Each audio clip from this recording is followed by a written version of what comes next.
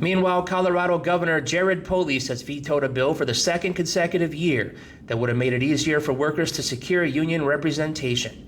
The legislation sought to eliminate a unique provision of Colorado's decades-old Labor Peace Act, requiring a second election in which 75% of employees must approve union security agreements after a workplace has already voted to unionize. Labor advocates argue the extra hurdle unfairly suppresses organizing efforts and contributes to Colorado having one of the lowest private sector unionization rates among states that are not right to work. In his veto message, Polis expressed frustration that businesses and labor groups failed to reach a compromise after he rejected a nearly identical bill in 2025. He wrote, quote, "Both businesses and labor leaders missed an opportunity this year to negotiate a durable solution and warned that the issue is likely to return in future legislative sessions." While Polis said he remains open to reforming the law, including potentially lowering the 75% threshold, he opposed eliminating the second vote entirely. Labor organizations sharply criticized the decision. SEIU Local 105 President Stephanie Felix Sowe called the measure, quote, "the most significant pro-worker labor reform Colorado has seen in generations," and said vetoing it is an assault on democracy itself.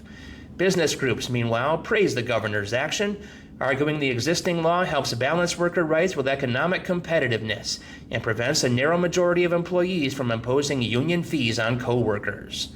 The veto underscores an ongoing divide within Colorado's Democratic coalition, with labor leaders and legislative Democrats pushing to strengthen organizing rights, while Polis continues to insist on a negotiated compromise between unions and business interests.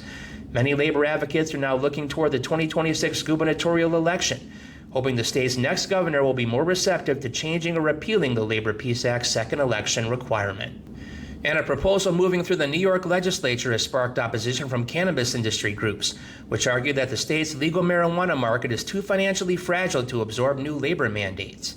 The bill would create a wage board empowered to recommend minimum pay standards for cannabis workers, while also requiring greater disclosure of ownership structures and compensation practices.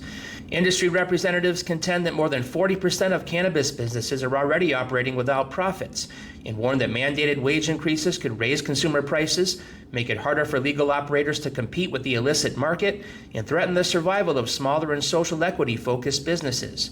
They also object to the bill's transparency requirements, arguing that public disclosure of business information could expose companies to competitors.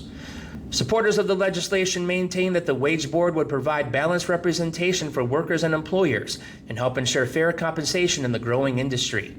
The legislation is sponsored by Assemblyman Harry Bronson, a Rochester Democrat who chairs the Assembly's Labor Committee, and by State Senator Jessica Ramos, a Queens Democrat who chairs the Senate's Labor Committee.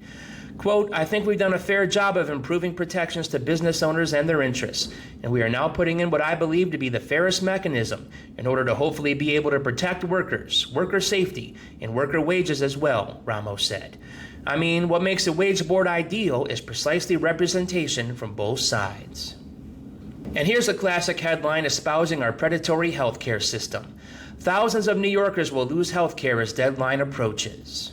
Starting July 1st, nearly 450,000 New York residents will lose access to their health care plan. The deadline to enroll in new health coverage in New York is June 15th, making the next 2 weeks a critical window for anyone affected. Fidelis Care says the essential plan coverage is ending due to federal funding cuts implemented last year by the Trump administration. Well, today, News 8 spoke with the VP of Member Experience at Fidelis Care to break down what exactly this means and boxes you should have checked off to make sure you stay covered.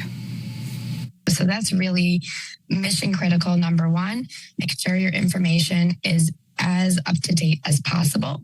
And really from there, once you have a sense of what you qualify for, it's all about figuring out the right cost and the right offerings that best match your needs.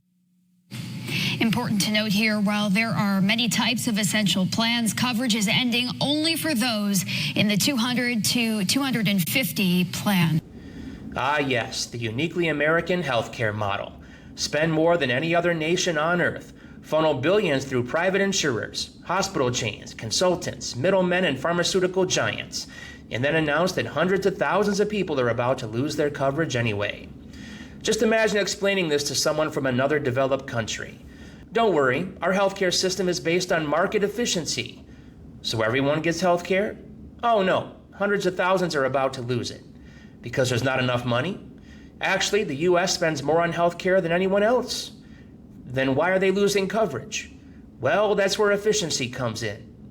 And as we know, the truly inane part is that healthcare in America is treated as a product to be bought, sold, denied, reauthorized, networked, out-of-networked, and periodically taken away, rather than a service people need to stay alive. The result is a system where losing coverage is discussed as a budget adjustment instead of a public health emergency. So nothing says world-class healthcare system, quite like informing nearly 500,000 people that their insurance is disappearing, and then hoping they can navigate a maze of marketplaces, premiums, deductibles, and paperwork before they get sick. It's a business model that works wonderfully for shareholders and spectacularly poorly for anyone who might someday need a doctor.